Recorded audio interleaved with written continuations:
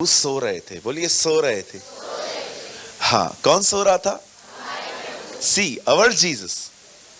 हाँ, उसका ही वो मेरा खुदा है। हाँ, दाऊद उसे ऐसे पुकारता था, हे मेरे परमेश्वर। है ना, वो अपना है ना हमारा। वो सो रहा था और लिखा है कि तूफान आया।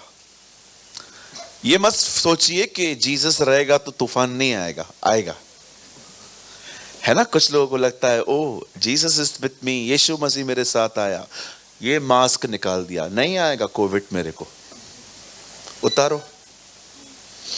कुछ लोग है ना कुछ एक्सट्रीम है, लेकिन मैं आपको कहना चाहता हूं कि जब प्रभु होता है तो भी ऐसा नहीं है कि तकलीफ नहीं आती। अब देखो, यीशु आज सोए हुए, और जैसे तूफान आया उन लोगों ने एक बहुत अच्छा काम किया, उन्होंने प्रभु को जगाया। बोलिए प्रभु को जगाया। हाँ, आज की कलीसिया पास्टर को जगाती है। उठाओ पास्टर को, क्या कर रहे हो, प्रार्थना करो। लेकिन वो लोग बहुत अच्छे थे। नहीं नहीं, ऐसा कुछ नहीं है, आप कर सकते हो। सेकंड थिंग, जब उन्होंने यीशु को उठाया तो यीशु ने कहा शांत हो जा। सब शांत हो गया। आप जानते हो एक अच्छी बात क्या थी? उन्होंने एक खूबसूरत बात सीख ली थी उस बोट में। उन्होंने देखा कि वो सोया है। अब कितने लोगों ने ये देखा जब पतरस जेल में गया, पतरस भी सो रहा था। कहां से सीखा उसने ये सोना? तकलीफों में। आप जानते हो उसे कहां से सीखा? How he learn from Jesus. आप जानते हो परमेश्वर की ये मर्जी है कि आप एक लर्नर बने, सीखें। तूफानों में वो सोया हुआ था। कहिए यीशु जैसे सोया था वैसे पतरस भी सोया। मैं ये विश्वास करता हूं कि जैसे यीशु का जीवन पतरस में था, आज परमेश्वर अपना जीवन अपनी कलीसिया में डालेगा। आमीन।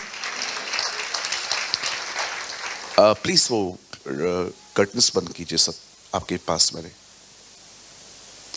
कहिए प्रभु तेरा जीवन मुझ में डाल। मैं विश्वास करता हूं कि आज का वचन यीशु की जिंदगी आप में आएगी। आमीन। क्या आप सब तैयार हैं? चलिए मेरे साथ खोलिए, open with me the book of Romans. लाए हैं रोमियो की किताब? सब लाए हैं? धन्यवाद, थैंक यू, आप लेकर आए हैं रोमियो। ओके, कुछ लोग सोचते हैं ब्रदर रोमियो क्या है? ये रोमियो जूलियट वाला नहीं है। हाँ, ये रोमियो अलग है।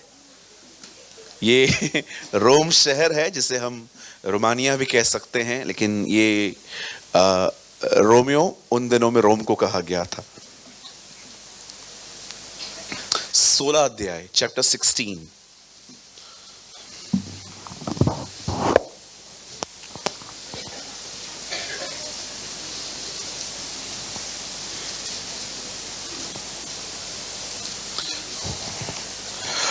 ब्रदर कोट करिए आप 16 का 20, 16 का 20 वचन।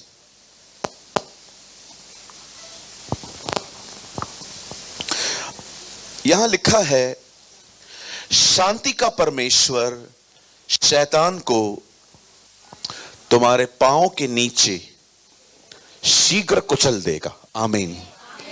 हमारे प्रभु यीशु मसीह का अनुग्रह तुम पर होता रहे। आमीन। ओके, मैं चाहता हूं आप सब सामने देखें। आप अपनी बाइबल को अपने स्थान पर छोड़ दीजिए और सामने देखिए। मैं नॉलेज देने में ज्यादा बिलीव नहीं करता। मुझे लगता है कि हमें प्रैक्टिकल बात करनी चाहिए। थोड़ा सा नॉलेज और फिर हम उसे व्यक्तिगत तौर पे हम पर्सनली कैसे इंप्लीमेंट कर सकते हैं, दैट इज मोर इम्पोर्टेंट। यहां देखिए, लेकिन आज मुझे थोड़ा सा आपको नॉलेज देना पड़ेगा, नहीं तो आप समझ नहीं पाएंगे। आज से बहुत साल पहले, जैसे आज इंसानों का हुक्म है, सब जगह पे लोग किंग्स हैं, किंगडम्स हैं। इससे पहले जो संसार था वो एंजल्स का था। इसीलिए आप इब्रानियों में पढ़ोगे, उसने आने वाला जगत स्वर्गदूतों के अधीन नहीं किया। इब्रानियों में लिखी है ये बात। पहले जो हमसे पहले जो दुनिया थी वो एंजल्स की थी। खुदा ने लाखों करोड़ों स्वर्गदूत बनाए थे, और इवन आज भी 12 ट्राइब्स हैं ऊपर, आप जानते हो, 12 ग्रुप्स हैं। जब पतरस गसमनी में लोगों का कान काट रहा था, तब यीशु उसको कहता है, इसे अंदर रख, तू नहीं जानता मेरे एक कहने पर मेरा पिता स्वर्ग दूतों की 12 पलटने भेज सकता है। मतलब वहां पर आज भी 12 ग्रुप्स हैं। इवन आपको पता है कि जो पहले की दुनिया थी, जो एंजल्स का वर्ल्ड था, उसमें फेथफुलनेस नहीं बची थी। आप जानते होंगे 3 स्वर्गदूतों के नाम बाइबल में मेंशन है, 2 के ज्यादा मेंशन है लेकिन एक का थोड़ा कम है। इससे पहले कि ये दुनिया बने, उससे पहले खुदा के साथ 3 एंजल्स थे।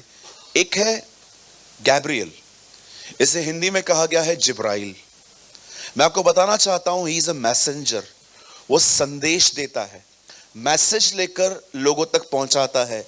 अगर आप जानना चाहते हो तो आप आराम से सुसमाचार पढ़िए। मरियम प्रेग्नेंट होगी, उसे यह बताने के लिए वही आया था। तब लिखा है जिब्राइल स्वर्गदूत आया। मिकाइल कौन है? मिकाइल इज अ फाइटर, वो एक लड़ाई करने वाला व्यक्ति है। मैं आपको बताना चाहता हूं, जब डैनियल ने प्रेयर की तो उसकी प्रेयर का आंसर निकल चुका था, एक एंजल लेके निकला था, लेकिन कुछ लोग उस एंजल से, कुछ डीमंस लड़ रहे थे। तब उस वॉर को ठीक करने के लिए मिकाइल वहां गया था। इवन मैं आपको बताना चाहता हूं, लास्ट में कलीसिया उठाए जाने के बाद शैतान को वही बांधेगा। और जो तीसरा स्वर्गदूत था, उसका नाम था लूसीफर। यह नाम ज्यादा नहीं लेना चाहिए, घटिया नाम है। Okay, Lucifer. इसका एक और नाम भी है, इबलीस। इबलीस को हिब्रू में जो इबलीस नाम है, इसका अर्थ निकलता है हिंदी में गाली देने वाला। जो लोग गाली देते हैं ना, उनको हिब्रूस में इबलीस कहा जाता है। इसीलिए कभी गाली मत निकालिए कर, आप उसके खानदान के हो जाओगे उसी दिन जब आप गालियां निकालोगे। ओके, सिंधीज की तो गालियां ही अजीब होती हैं, है ना। उनको गाली लगती ही नहीं कि गाली है, वो उनको लगता है नो नो नो, ये ट्रेडिशन है। अब जब परमेश्वर ने स्वर्गदूतों को बनाया, तो आप जानते होंगे एक स्वर्गदूत था जिसका नाम था इबलीस, आप बोल सकते हैं, लूसीफर आप बोल सकते हैं।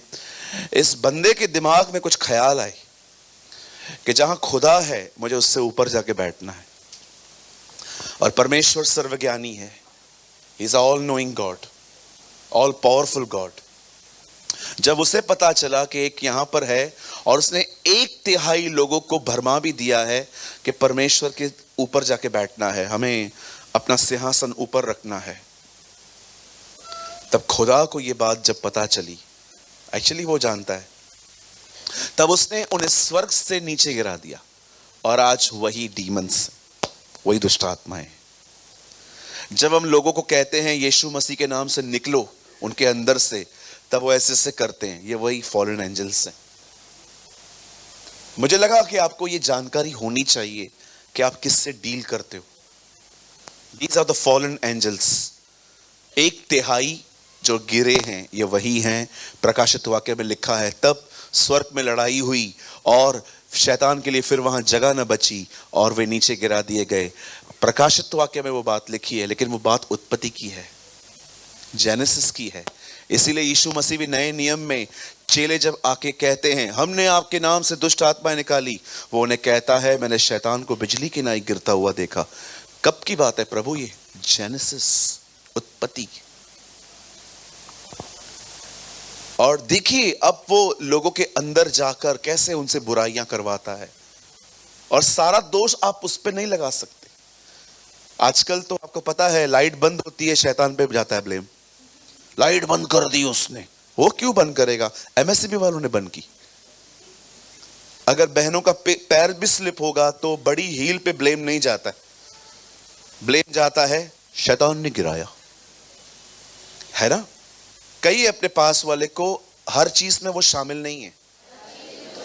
हाँ, हम लोग के घर के अंदर लड़ाई होती है ना, झगड़ा होता है, वो बोलता है ऐसा नहीं है, तो फिर कैसा है?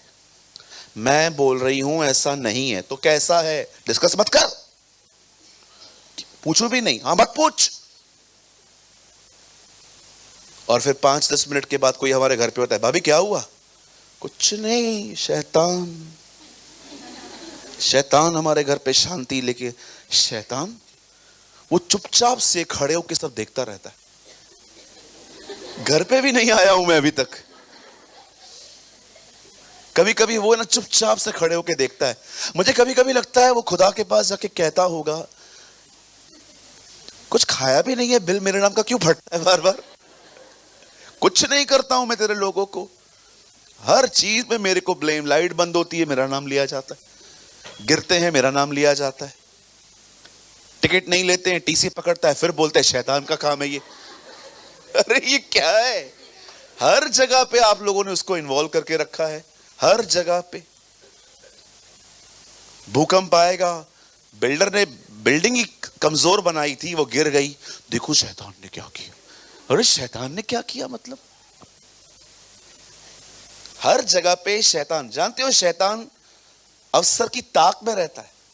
आप उसे मौका देते, आप उसे चांस देते। इसीलिए कलाम पाक कहता है उसे अवसर मत दो।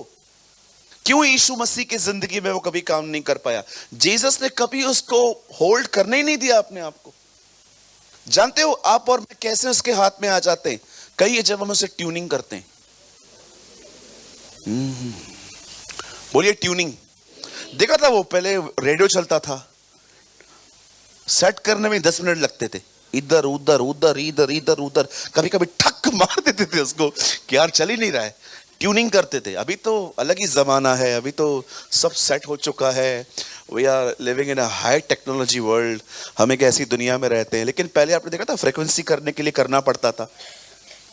कई बार शैतान भी ऐसा ही आपको ख्याल देता रहता है और आप हटाते हो आके फिर मिल जाते हो। हाँ बोल, तेरा हस्बैंड है ही ऐसा, पता है, आई नो। मैं तो बोलता हूं एक हत्या माफ है, कर दे इसकी।